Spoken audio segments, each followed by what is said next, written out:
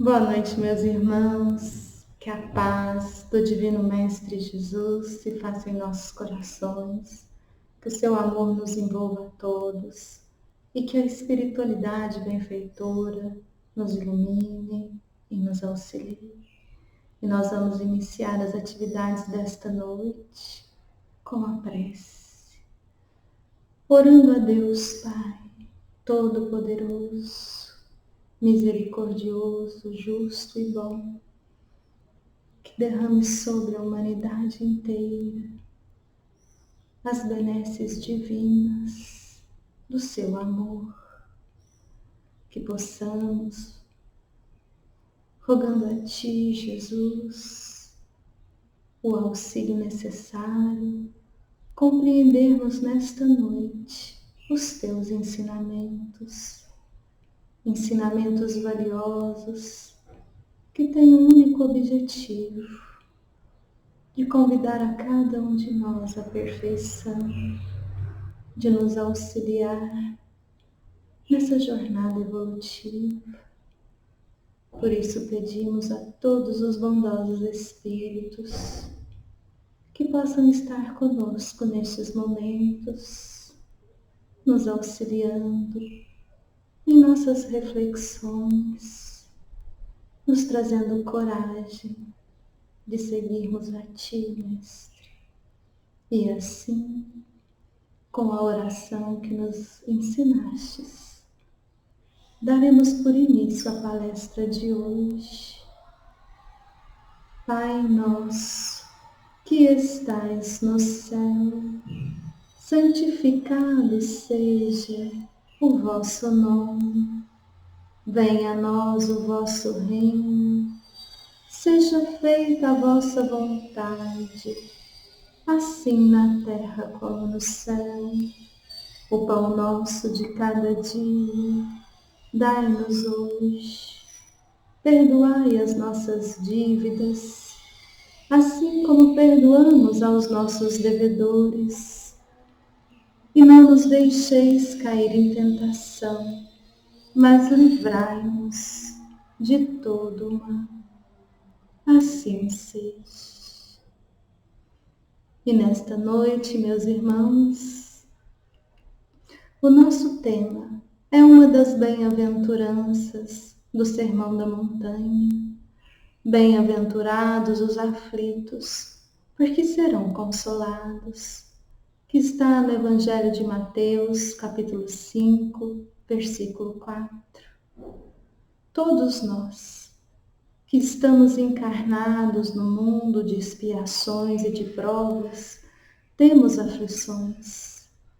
Uns em maior grau, outros em menor, mas todos nós passamos por preocupações, medos, ansiedades, nos confrontamos com a dor, com o sofrimento. E quando nós vamos percebendo como é tão disseminado esse sofrimento na Terra, buscando nas estatísticas o altíssimo número de suicídios, de doenças emocionais como a depressão, a síndrome do pânico, o quanto a indústria de medicação vende os remédios para dormir, nós percebemos facilmente que estamos num mundo em que as dores e os sofrimentos são reais. E nos recordamos de Jesus nos dizendo: no mundo tereis aflições.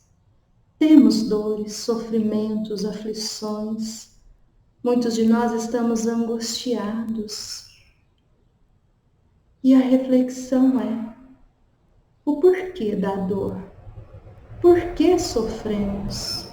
Mas, sobretudo, a reflexão mais importante desta noite é entendermos a consolação que Jesus promete.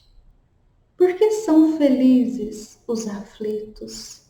Por que serão consolados? Consolar não é tirar a dor, não é tirar o sofrimento. Consolar é trazer alívio, é tirar o desespero, é trazer mesmo a felicidade de compreendermos que a dor, o sofrimento são ferramentas de evolução. E com esta compreensão, nós podemos nos transformar, agirmos, progredirmos, nos purificarmos. E no 5º capítulo de O Evangelho segundo o Espiritismo, Allan Kardec nos diz que quando Jesus traz essa máxima, bem-aventurados, felizes os que sofrem, porque serão consolados, Kardec nos diz que nós devemos nos sentir felizes pela oportunidade do sofrimento. Felizes são aqueles que sofrem resignadamente, sem reclamação, tendo bom ânimo, porque esses receberão em uma vida futura a recompensa. Kardec não faz apologia à dor. Nós não devemos buscar o sofrimento, pelo contrário, devemos buscar a superação da dor e do sofrimento. Não é apologia ao sofrimento, mas o entendimento do que por que sofremos. E esse entendimento, ele vai ter muita ligação, vamos dizer assim, com o conhecimento da justiça e da misericórdia de Deus. Porque muitos acham que nós sofremos por um capricho divino, nós sofremos porque Deus nos pune. E tem mesmo filosofias que pregam um sofrimento eterno. Tira de Deus a bondade, a misericórdia, um Pai que nos pune eternamente pela dor, pelo sofrimento, a que muitos chamam de inferno. No capítulo 7 do livro Céu e Inferno, ali nós temos o código moral da vida futura, código penal da vida futura. É maravilhoso. Vale a pena ler os 33 itens. Mas ali, de uma forma muito resumida, os espíritos superiores vêm nos dizer que não existe uma única falta que não terá consequências dolorosas, consequências difíceis, como também não há uma só virtude que não nos trará uma alegria. E é interessante que nessa justiça divina nós vamos compreender que quando nós erramos, quando nós ofendemos, quando nós praticamos o mal, nós contraímos um débito, uma dívida com a lei de Deus e vamos ter que quitar a nossa dívida, seja numa próxima encarnação, sejam em outras encarnações. Mas a justiça do Pai nos pede a quitação dessa dívida. E nós vamos compreendendo então que quando Jesus vem nos dizer, bem-aventurados os aflitos, porque serão consolados, é para nos sentirmos felizes pela oportunidade de quitarmos o nosso débito. E aqui vem a misericórdia, a compreensão da misericórdia do Pai, que sempre nos dá a oportunidade desse resgate. Ou seja, nos dá a oportunidade de repararmos todo e qualquer erro. Nos dá encarnações e encarnações, quantas forem necessárias, para que possamos, ao longo dessa jornada evolutiva que é a vida, crescermos, purificarmos, jogarmos, lançarmos fora do nosso ser todo o mal, tudo que é contrário à lei de amor. Quando falamos na misericórdia de Deus, estamos falando de um Pai que nos ama e que nos dá a todos uma única destinação, um único objetivo, que é atingir a perfeição. Todos nós atingiremos a perfeição, mas sem privilégios. Quando falamos encarnação, vida, vida não é sinônimo de encarnação. Todo esse aprendizado que a doutrina espírita nos traz é justamente para nós despertarmos para a visão espiritual. Nós temos uma única vida, a vida do espírito imortal. E temos existências na matéria que chamamos de encarnações, onde nós vamos progredindo intelectualmente, moralmente, em que muitas vezes, quando contraímos débitos, temos a oportunidade de quitá-los, de repará-los. Por isso, é muito importante nós entendermos que a dor, apesar de podermos chamar de castigo, na realidade ela é uma ferramenta de crescimento, uma ferramenta de evolução, que está ligada à justiça e à misericórdia de Deus, nosso Pai. Porque se as dores não tivessem nenhuma utilidade, se as dores não nos trouxessem aprendizado, com certeza Deus, a inteligência suprema, causa primária de todas as coisas, a soberana justiça, bondade, amor e misericórdia, baniria a dor. Ninguém sofre porque Deus quer. Sofremos as consequências das nossas ações. Lei de causa e efeito.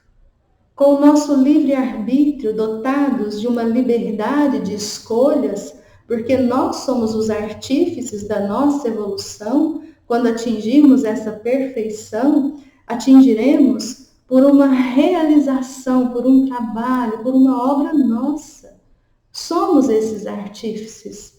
E cada vez que nós semeamos esse desamor, esse ódio, em que ofendemos, em que cometemos o mal que muitos chamam de pecado, nós colhemos. Nós temos as consequências. E essas consequências querem nos dizer exatamente que nós estamos contrários à lei de amor. É uma colheita que nos traz, sim, dores, sofrimentos, não para nos punir, e sim para nos ensinar, para que peguemos novamente aquele caminho que nos leva a Deus, nosso Pai. E esse caminho também, no livro Céu e Inferno, nesse código penal da vida futura, nós vamos aprender que quando nós desviamos desse caminho, nós temos que nos recolocar. E como que isso acontece?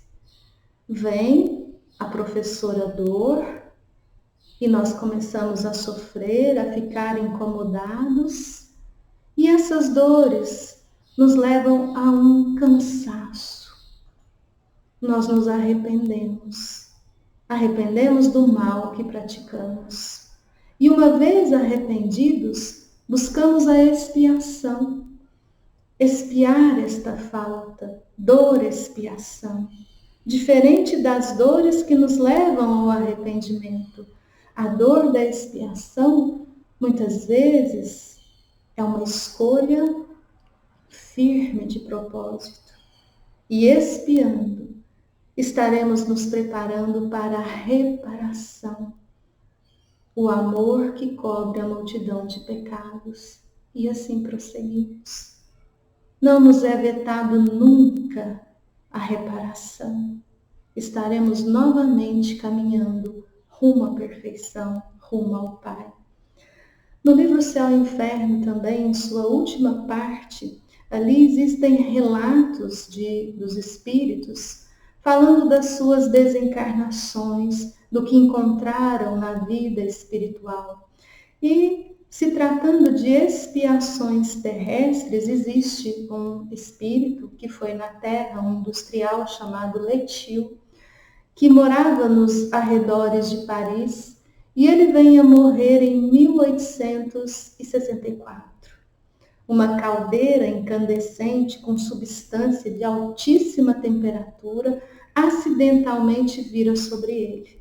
E ele ali, com aquela temperatura, aquela chama, vamos dizer assim, ele tem as suas carnes queimadas. Mas mesmo assim, percebendo que o fim estava chegando, ele anda 300 metros, vai para casa. Quando chega o socorro, não tem mais nada o que fazer. Muitos ossos já estavam expostos, mas Letil não dá uma única reclamação. Aproveita as 12 horas de sofrimento para falar com a família. E quando desencarna, desencarna orando a Deus, sem lamentação. Então, Allan Kardec faz a evocação na Sociedade Espírita Parisiense, evoca esse espírito. Poucos dias, vamos colocar assim, após a desencarnação. E ele vem dizendo que sentia o cheiro da carne queimada, que falassem para sua esposa amada não sofrer, que ele já não sofria. E ali ele conta que desde que aquele líquido que queimava o seu corpo começa a matá-lo, ele percebia a presença de um espírito protetor, de um espírito consolador. E quando ele finalmente se desliga da matéria, o seu espírito protetor lhe diz: vinde, meu irmão, seja bem-vindo. Você deixa a terra. E esse espírito, que nós podemos chamar de espírito protetor, guia espiritual, anjo da guarda, relembra esse nosso irmão o porquê deste sofrimento, desta morte. E esse espírito então conta a Kardec, para instruir a cada um de nós. Numa existência passada, 2 séculos antes, ele era um juiz da Santa Inquisição na Itália, e uma criança de 12 anos, uma menina, foi levada a julgamento e condenada. E ele condenou-a inocentemente, porque algum dos clérigos pediu, ela não tinha culpa alguma, mas ele sentenciou que ela fosse queimada viva.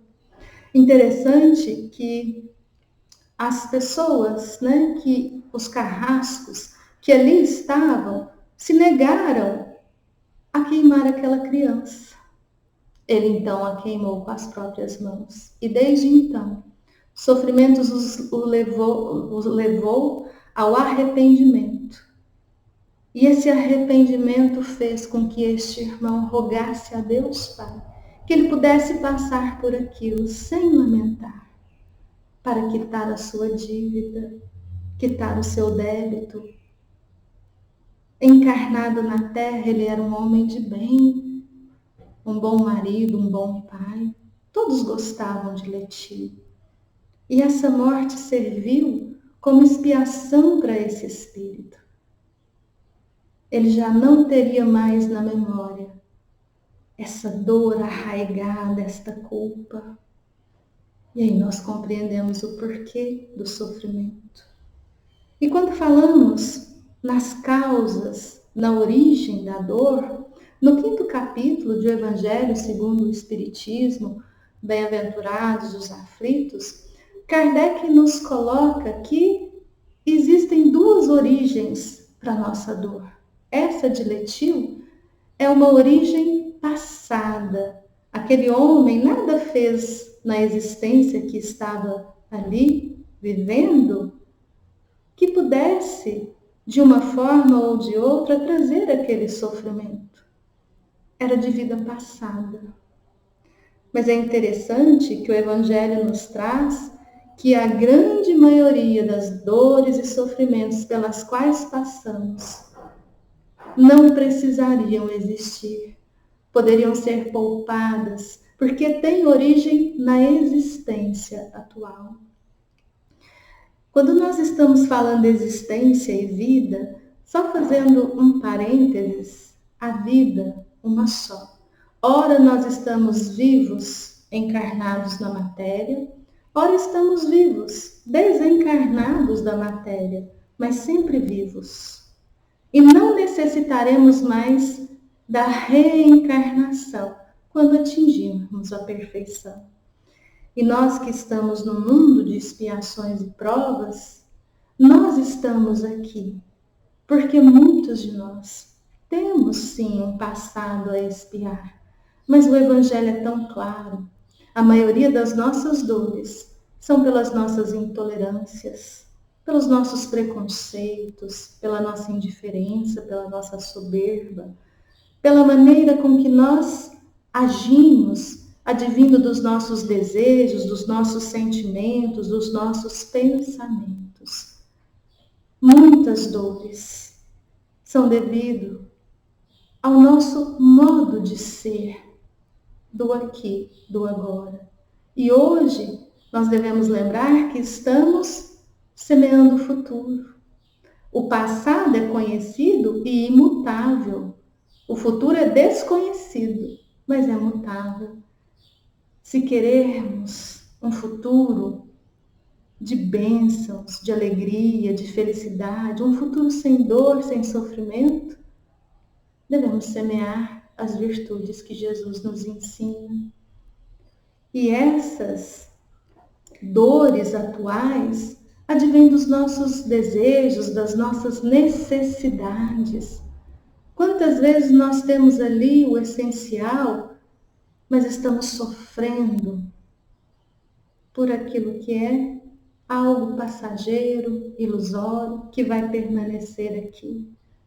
Vamos usar o exemplo do casamento. Quantas pessoas nós ouvimos dizer que tem um casamento e que esse casamento é um karma? E aí nós perguntamos, quanto dura um casamento? O casamento dura enquanto durar aquilo que nos levou ao casamento, aos nossos desejos. Se nós casamos porque o outro tem uma beleza muito grande, quando essa beleza passar, não demora muito, a gente vai modificando, né? Quando essa beleza passar, se o único desejo, objetivo do casamento for a beleza, ele vai terminar. Se o que nos leva ao casamento é um interesse financeiro, advindo reveses da vida, se esse financeiro diminui, se extingue, acaba o casamento.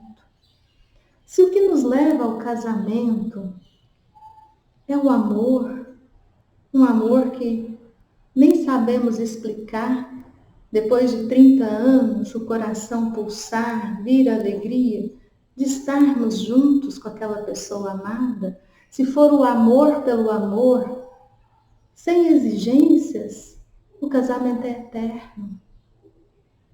O que Deus une, o homem não separa, nem a morte, porque é sentimento, é amor. Por isso, quando nós pensarmos, refletirmos nas aflições que estamos vivenciando, nós devemos nos questionar, como nos traz o Evangelho, questionar verdadeiramente, se não fomos nós os responsáveis por este sofrimento. Em quantas situações nós paramos e pensamos, por que eu fui fazer aquilo? Bom que a gente já arrepende. Mas essa dor da existência atual tem origem nessa existência atual, ela não difere muito da dor que veio de existências passadas, porque seja uma, seja outra, o objetivo é sempre o mesmo, nos trazer lições de aprendizado, fazer com que esse espírito imortal que somos nós possa ir deixando de lado todas as imperfeições, crescendo, progredindo, evoluindo. E é o que Kardec fala. Se nós não acharmos a causa dos nossos sofrimentos, das nossas dores, nesta existência, se essas dores nos chegam como que por uma fatalidade, a morte de um ente querido, uma doença congênita, a criança que já nasce com aquela doença, com uma deficiência física, que nada fez para, entre aspas, merecer essa sorte, nós devemos entender que se a dor, o sofrimento é uma consequência das nossas ações, e essas ações não estando nesta existência, só pode estar em existências anteriores, já que a causa é sempre anterior à consequência. É o caso do irmão Letio, mas aqui vem de uma forma muito patente a prova da justiça de Deus.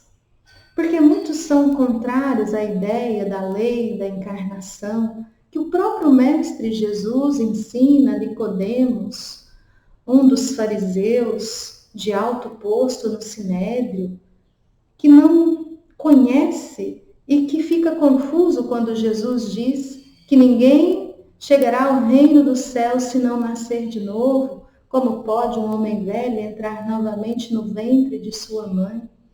O Mestre Jesus nos fala, nos dá a lição da encarnação e deixa para agora, quando nós já temos uma certa bagagem intelectual e moral, para entendermos. Vamos aqui colocar um exemplo muito triste.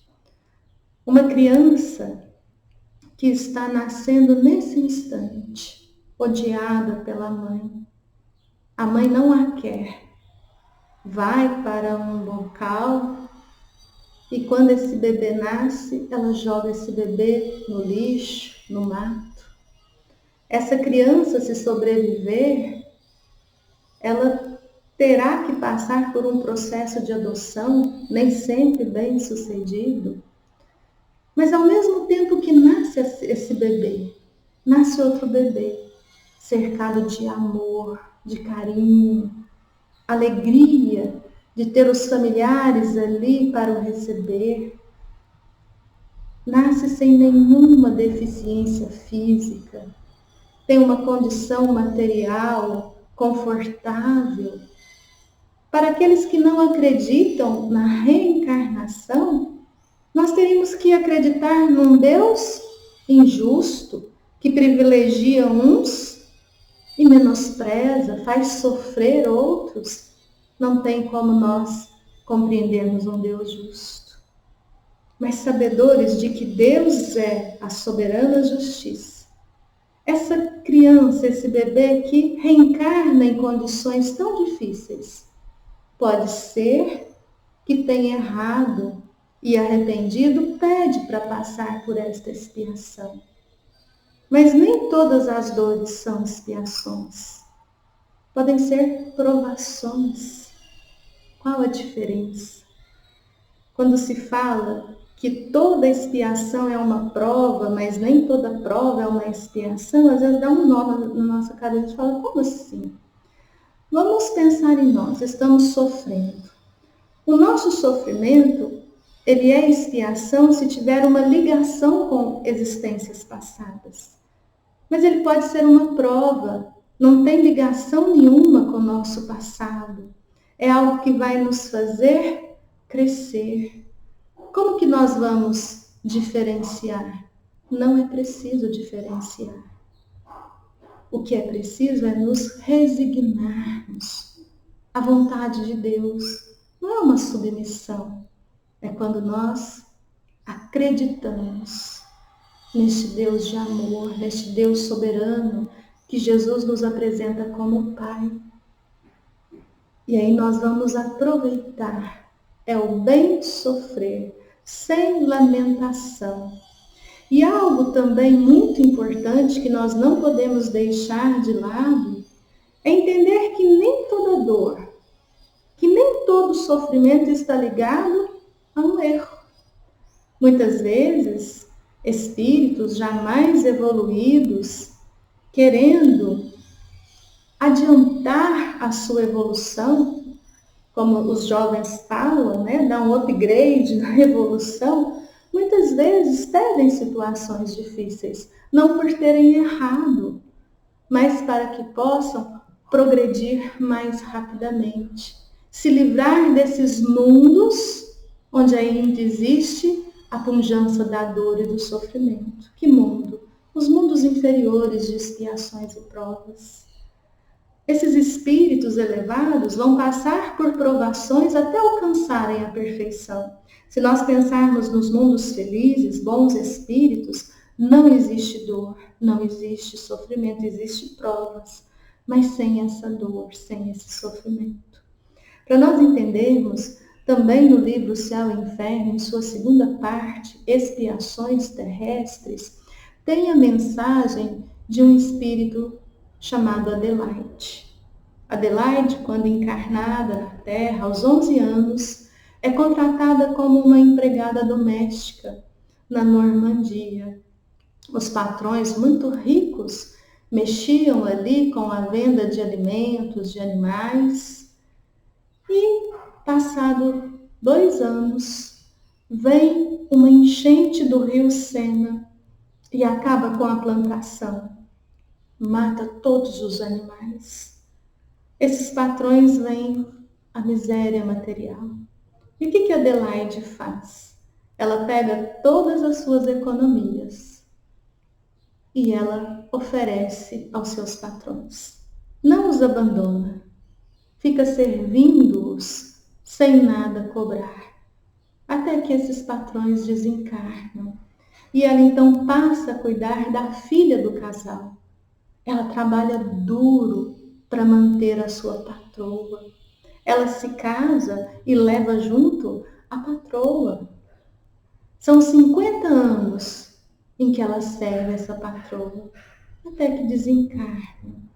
E Kardec, não perdendo a oportunidade, faz a evocação. Porque Kardec achava que Adelaide estava espiando alguma falta passada com essa patroa, servindo-a dessa forma. E ele comenta com o espírito Adelaide que achava tão bonita essa existência de resignação, de doação. E ela diz que aquilo que ele achava tão lindo era muito natural. E ele então questiona o espírito se tinha alguma correlação de expiação. E ela diz que não. Que em 2 existências anteriores, ela era uma pessoa abastada, rica, e que era muito fácil fazer a caridade. Em 2 existências anteriores, ela tinha sido uma pessoa de bem, mas querendo ir mais rapidamente para mundos melhores, escolas, vamos dizer assim, ela então roga a Deus que lhe dê forças para que ela venha em condições difíceis. E ela diz que Deus sustenta a sua coragem. Por isso ela passou por aquilo. Não devia nada, não tinha passados de relacionamentos. É interessante que a gente percebe aqui que as dores, que os sofrimentos podem ser a quitação das dívidas, podem ser provas, mas podem também ser missões que espíritos mais evoluídos rogam ao Pai para que não mais encarnem em mundos de dores e de sofrimentos. É o que Adelaide diz a Kardec, que a partir daquele momento ela se preparava para encarnar no mundo em que não se conhecia dor e sofrimento. Bem-aventurados os aflitos, porque serão consolados, serão recompensados. Essa irmã está sendo recompensada, mas não de uma maneira privilegiada. Ela fez por merecer. O porquê do sofrimento. É interessante que quando falamos nesses sofrimentos, não basta sofrer, tem que bem sofrer. O que é bem sofrer? É ter resignação. Se nós pudermos resumir bastante, resignação é quando nós bendizemos a dor. É quando nós não reclamamos, não lamentamos. E é interessante, quando a gente fala de dor, às vezes num diálogo, alguém vem e fala assim: nossa, essa noite não dormi, tô cansada. Essa noite? Menina, que eu não durmo mais sem medicamento, também tem anos. Se um tá com dor de cabeça, o outro tá quase morrendo de aneurisma. É uma competição, nós lamentamos. Nós vivemos em murmurações. Nós achamos que pelo nosso ego, pela nossa vaidade, pelo nosso orgulho, devemos culpar pelas nossas dores a Deus, a sorte, aos obsessores, ao fulano, ao ciclano. E nós espíritos temos algo interessante, porque nessa encarnação nós somos santos, somos espíritas, homens de bem. E aí nós falamos que sofremos, se sofre é pelo passado. Como se o passado não fosse semeadura nossa. Fomos nós ontem que erramos. Parece que é outra personalidade, não. Ninguém sofre pelo erro alheio. A cada um segundo as suas obras. Por isso a dor nos ensina. Por isso ela é uma excelente professora. E nesse sentimento de resignação, nós só vamos nos resignar, meus irmãos, verdadeiramente, quando compreendermos a imortalidade da alma, o processo evolutivo, as várias moradas na casa do Pai. Já passamos por mundos primitivos. Hoje estamos em mundos de expiações e provas, encarnando nestes mundos para o progresso intelecto, moral. E quando não tivermos mais egoísmo, orgulho, vaidade, prepotência, preconceitos, quando não nos acharmos mais tão superiores, vamos para mundos regeneradores. São mundos transitórios, onde esse mal tão pungente já não existe, onde não existe expiação. Se um espírito reencarna no mundo regenerador, e se alguma culpa ainda macula o seu espírito, ele vai reencarnar em mundos de expiações e provas. E aqui sim, através de uma fé raciocinada, nós nos resignamos por compreender o amor do Pai, a justiça, a misericórdia, por compreender que a causa da dor e do sofrimento está em nós. Que tudo que o Pai nos manda é para superação, para progresso.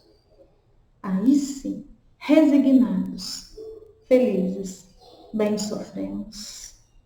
É aquela flor que desabrocha em meio ao deserto. Em meio a tanta violência, são aqueles espíritos que buscam pelo amor, pela bondade. Em meio a calúnias, pelo perdão, o Evangelho nos fala. São aquelas pessoas que já trazem consigo um bem, que muitas vezes nós nem entendemos porque reencarnaram no mundo de expiações e provas. E para nós compreendermos as aflições, as bem-aventuranças do sofrimento, as suas consolações, nós vamos usar uma passagem de Jesus que está no Evangelho de Marcos, no capítulo 10, versículos 42 a 56. É a passagem do cego Bartimeu. Essa passagem é riquíssima em ensinamentos. Ensinamentos que agora são facilitados pela mensagem dos Espíritos. E nós vamos relembrar que Jesus, com os seus discípulos, foi a Jericó. Saindo de Jericó com os discípulos e com uma multidão de pessoas, passava e à beira do caminho, à margem do caminho, estava Bartimeu, filho de Timeu, mendigando. E quando Bartimeu percebeu, porque ele era cego, não via, mas quando ele percebeu que Jesus passava, ele começou a clamar: Jesus, filho de Davi, tende piedade de mim. E quando o cego de Jericó gritava, clamava por Jesus, as pessoas diziam para ele: pare de amolar, né, a turma do... Mas Jesus escutou. Por quê? Porque quanto mais as pessoas pediam que Bartimeu se aquietasse, mais alto ele clamava. E Jesus, escutando Bartimeu, parou. Parou e pediu para que o chamassem. E as pessoas que estavam ali com Jesus foram até Bartimeu e disseram: levanta, tem de bom ânimo, ele te chama. E Bartimeu, tirando de si a capa, levantou e foi ter com Jesus. E Jesus, na lata, lhe perguntou: que queres tu que eu te faça? E Bartimeu respondeu, também de pronto: Senhor, que eu veja.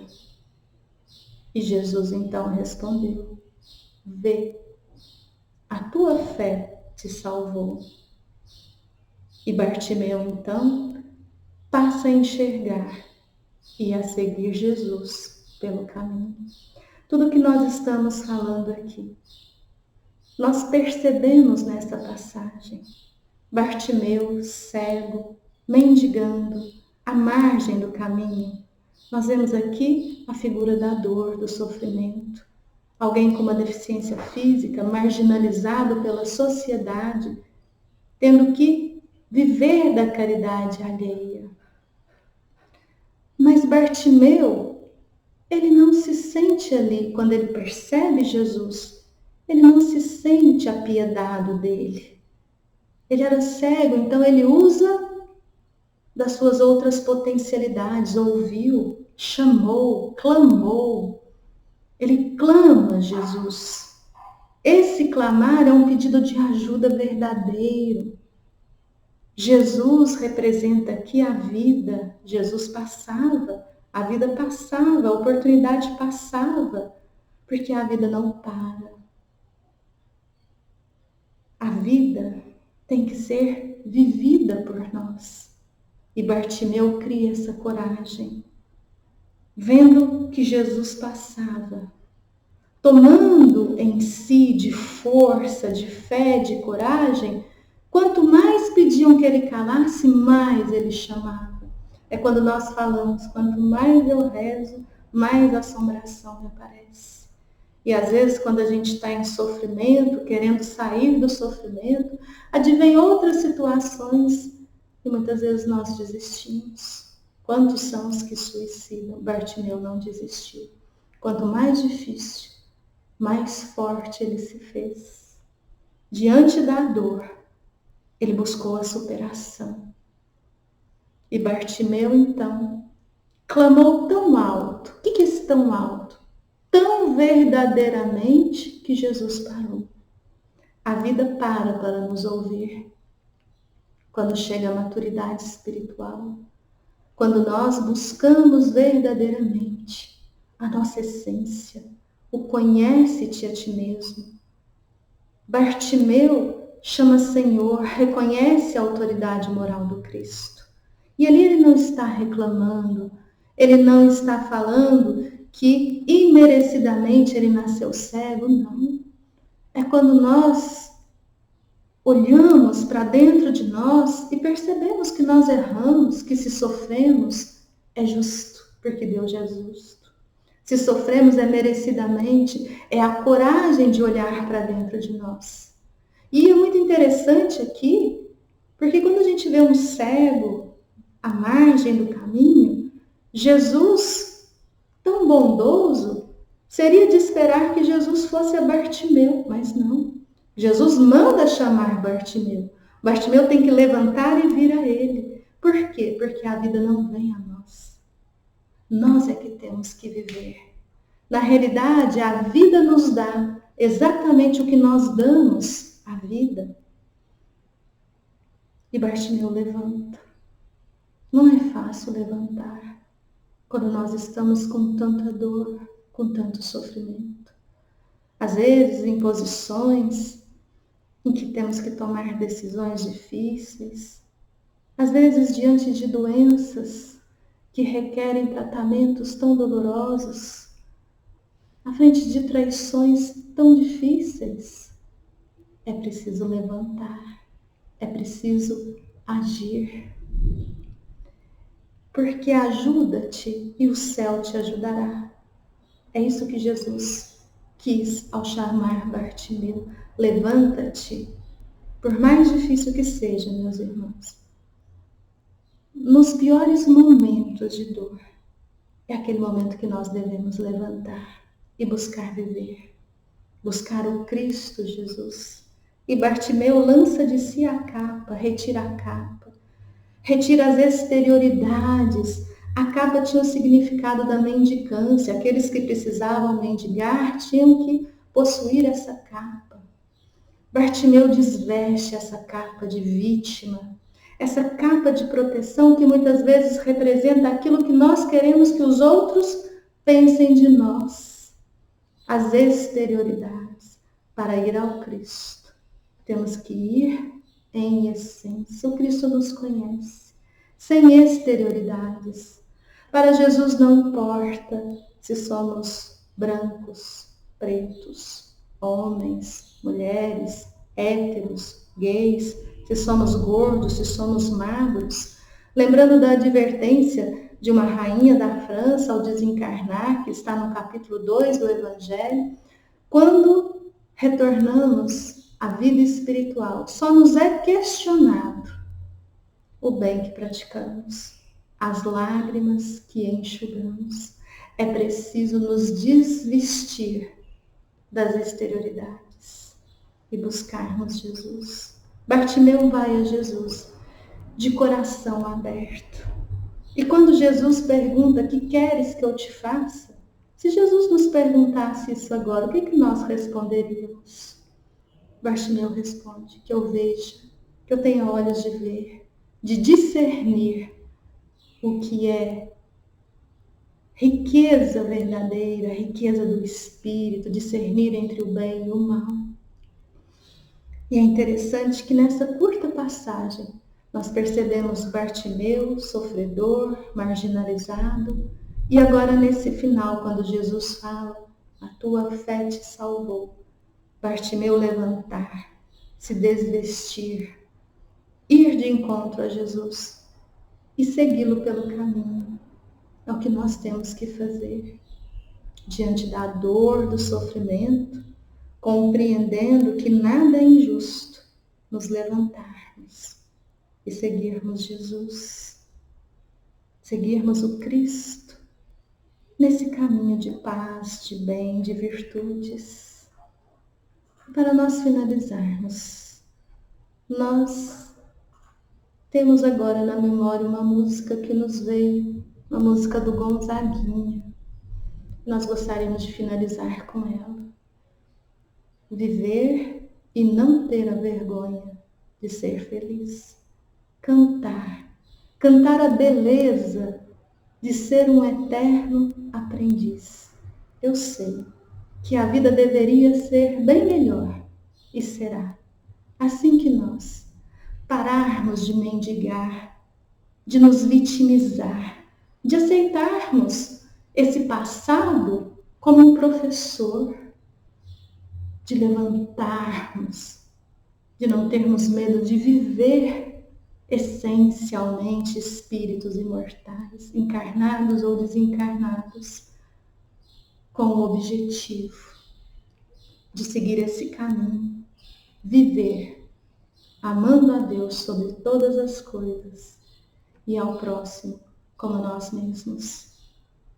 Que Jesus nos abençoe, que nós possamos ser bem-aventurados, ser felizes diante da dor que estamos vivenciando, que saibamos valorizá-la, superá-la, nos purificando, sendo recompensados naturalmente com o progresso.